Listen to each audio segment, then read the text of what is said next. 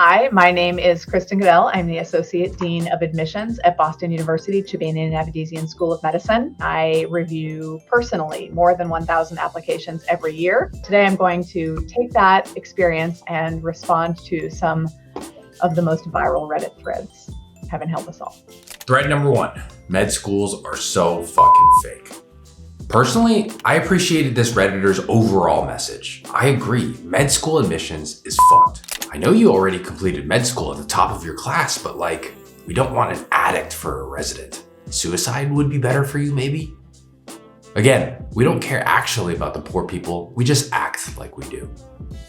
At the same time, I question how helpful this messaging really is. We all want to bring light to these very reasonable points. There are several comments talking about socioeconomic diversity and how medical school is a place where you see a lot of concentrated wealth, and that is 100% true. And when I went to medical school, the people just kept getting richer. I did not have any family financial support to go to medical school. We do take it into account. And again, Dr. Goodell is not blowing smoke. The AAMC's holistic review model pays special attention to the distance traveled, where you've come from to get to where you are today, the challenges you faced that has molded you into the person you are today.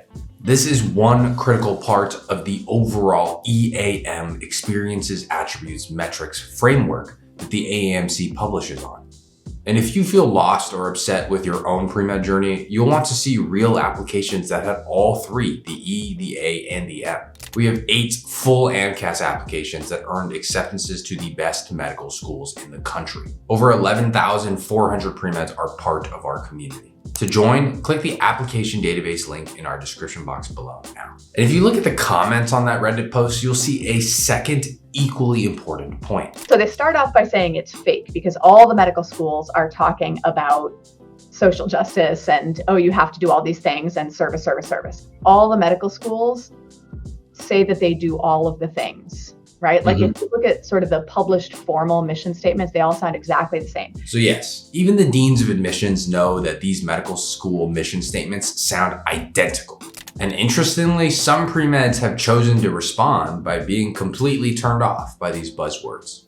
They're fed up and feel like schools are full of themselves, lying, and make the decision to choose to reject med schools who have these mission statements. Here's how Dr. Goodell feels about this. And there's a response that's as soon as Dr. Goodell said it's a social justice medical school, I withdrew my application. And I was like, well, good. We really are a social justice school. We take care of poor people. Right. So, but if that's not a good fit for you, then it's good that you withdrew. You should know that before you come here, we spend a lot of time on these issues. And honestly, I think this is a good thing for everyone. Pre-meds are right. Med schools are not clear at what makes them special. And for those like Boston University who have a more clear identity than others, they should make it clear as day that, for example, they are heavily focused on social justice in their community. And the beautiful thing is that if you know you're not that pre-med, maybe you're interested in health tech innovation and you don't want a career in political or community advocacy, then you know that this place isn't for you. Everyone wins. It's this attention to detail that separates pre-meds who become doctors from those who do not. If you're applying to medical school in the coming year or two, you want your written application to be written perfectly so you can stand out to the medical schools perfectly fit for you. You do not want to apply twice. Our Premed Catalyst students that submit their applications on time have a 92% acceptance rate. That's more than double the national average. And our results are because we work so closely with students. In fact, we can only take 4 students per month until we're full. If you'd be interested in earning acceptances to the best medical schools in the country, like Boston University, click the application cycle advising link down below to schedule a strategy call before we're full. Thread number 2, I want to be a doctor. This second meme captures an interesting point about medical school admissions. Should wanting to be a doctor be enough to get you in? Most people want to be a doctor and they've done a bunch of stuff, and I believe them. But that's not every pre-med. On the other end of the spectrum, you can log 200 hours, volunteering at a children's hospital, but all you did was go hang out in the playroom. Yeah. And didn't really do anything, So that's why. And in the middle, between the two extremes. But there are also some people who think like, yeah, I'm good at science and I would like to help people and I can kind of get on this path and I'll just follow it and that'll be great. And I'll have a comfortable life and, my family will be proud of me and it'll be good. And I think, and because so many people applying to medical school are so very capable, they can like kind of go and like, sort of do things and do activities and kind of do what they're told. And it looks fine. This is the third bucket of premeds. Did you notice the words used to describe them? Comfortable, good, fine. It all just feels so lukewarm, right? And that is different from how she feels about the strongest premeds. There are people who, when they're talking about something, they just like light up when they Right. get, I'll ask them a question and they'll like get all excited about it.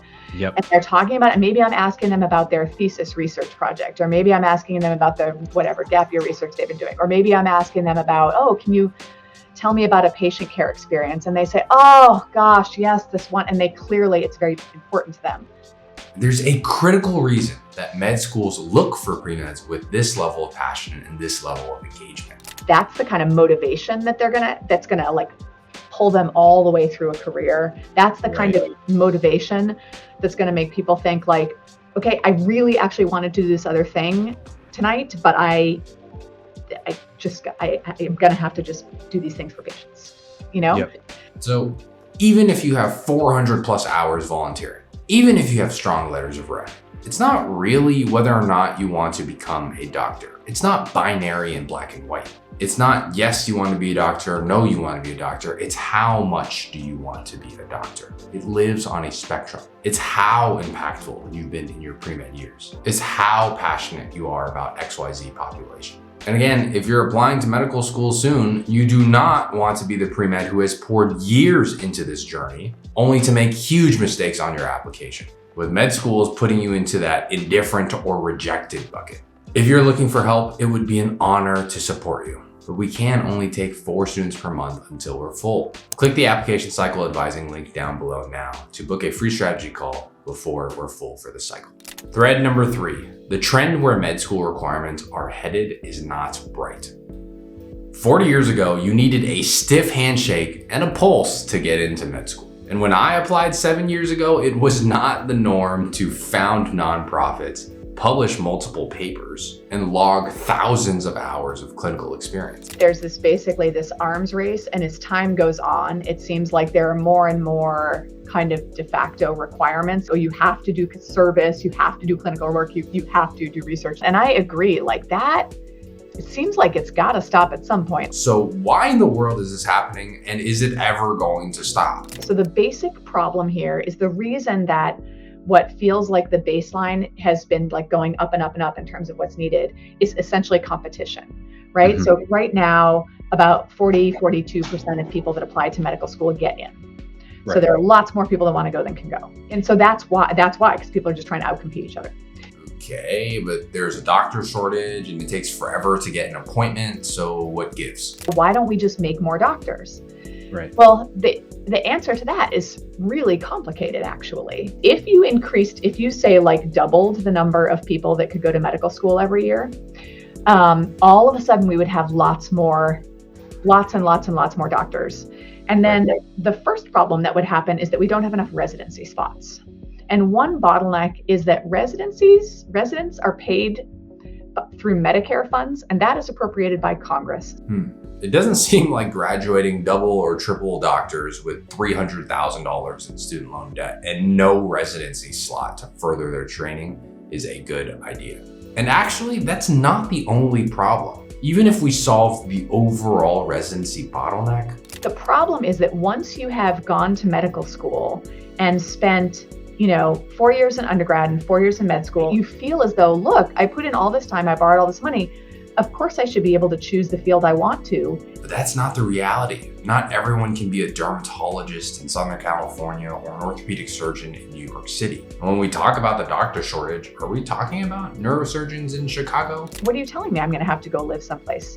But the problem is that when we talk about the doctor shortage, we need generalists and we need people in rural areas. What we do not need are more anesthesiologists in the city of Boston. And so we have this interesting tension. medical schools are becoming more competitive, while paradoxically, we have a growing doctor shortage. And that's because we've got this kind of issue with people's very reasonable expectations about being able to decide what their future is going to look like, in contrast to what the nation needs. We don't have an answer to this tricky situation, but I do think it helps if we understand why AdComs' hands are tied and by whom. This gives more color and nuance to an otherwise black and white Reddit thread. R/Premed aren't AdComs. Dr. Kristen Goodell is. Now that you've heard from the Boston Dean of Admissions, you'll need to hear from Johns Hopkins' former dean. He reveals the truth about every step of the admissions process here. Thanks for watching. Goodbye.